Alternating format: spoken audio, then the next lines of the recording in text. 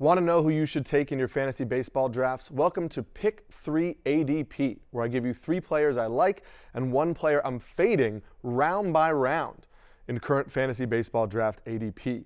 We're going to start this week with round 1 of fantasy baseball drafts. We'll start with my stud option of the round, which is Ronald Acuna Jr. Yes, I know, taking the best player in baseball as the first overall pick isn't exactly breaking new ground. However, sometimes I think we tend to overcomplicate things, and I have seen drafts where Acuna is not going as the #1 overall pick. So I wanted to highlight him here just to say that you should be trying to get the #1 overall pick if you're in a draft in which you can set your KDS, or if you do have the #1 overall pick, just make the easy play and go with Ronald Acuna Jr. In his first season back from tearing his ACL, he stole a ridiculous 73 bases, so it's safe to say that his knee is feeling pretty good. He also hit 41 home runs and batted .337, and remarkably also only struck out 84 times in 159 games while walking 80 times. So that's almost a 1-to-1 strikeout to walk ratio, which hints at his ridiculous plate discipline. We know he's in a great park. We know he's in a great lineup. So there's really nothing here to suggest that there should be any sort of regression for Acuna Jr. And to me, given his 5 category upside, he's far and away the best player in fantasy baseball and will make a huge difference getting him at #1 versus even getting the #2 or #3 overall pick. He's just 26 years old. There's no reason to overcomplicate this. Take Ronald Acuna if you have the #1 overall pick, or try to get the #1 overall pick if you can. My solid choice for round #1 is Kyle Tucker. The Houston Astros outfielder is going 6th overall, a year after he came just 1 home run away from putting together a 30-30 season. Last year, he also posted career bests in runs, RBIs, walk rate, and strikeout rate. He's always been immensely talented, but some of the criticism of Tucker before, or the knock on him for fantasy, was that he didn't really have a prominent spot in the Astros lineup, often hitting 6th or 7th. Last year, he was always slotted in the middle of the lineup, which led to those career bests in the counting stats, and there's no reason why that should change going forward.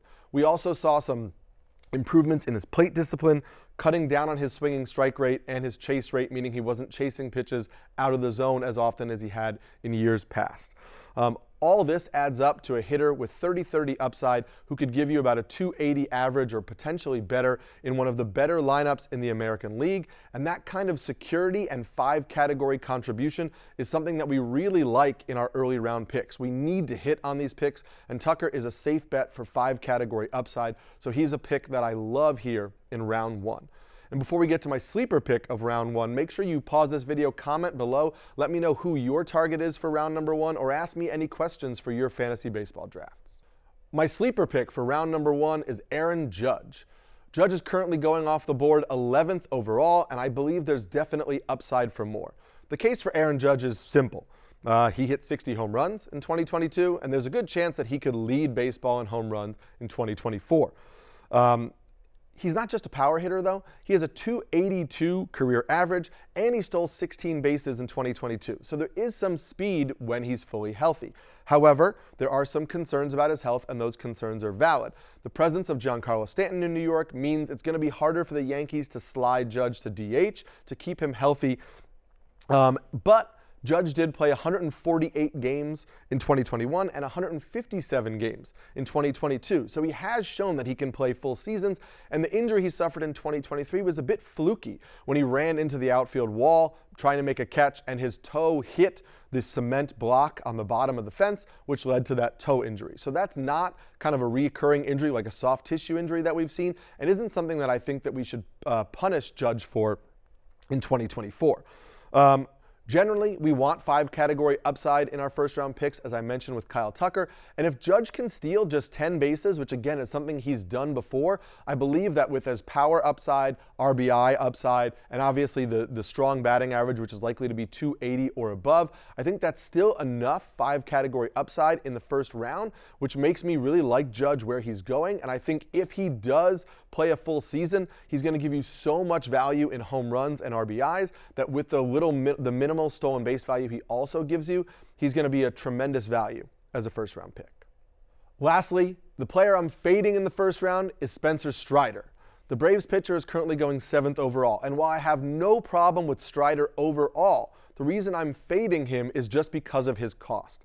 I currently have Garrett Cole as the #1 starting pitcher in fantasy baseball, and Cole is going at the 15th overall pick. So for me, I can't take Strider 7th if I don't believe he's going to be as valuable as Garrett Cole is. Also, starting pitchers are inherently riskier than hitters given the increased nature of injuries in pitchers. So for me, I really want to hit on my first round pick. I can't take added risk, and taking a pitcher in the first round to me is added risk. So I'm always going to go for potential 5 category hitters over pitchers in the first round. Also, I have some concerns about Strider in that essentially he has basically just a 2-pitch mix with the fastball and the slider. Now, those pitches are elite. However, he does give up a lot of hard contact. Because when one of those pitches isn't working, or if he's missing the zone with the slider, he doesn't have a lot of pitches to fall back on. Last year, he posted a 41% ICR, which is ideal contact rate, which adds up barrels, solid contact, and hard ground balls, and divides them by overall batted ball events. So that's part of the reason that he had an elevated ERA. That mark, that ICR mark, was 27th percentile in all of baseball.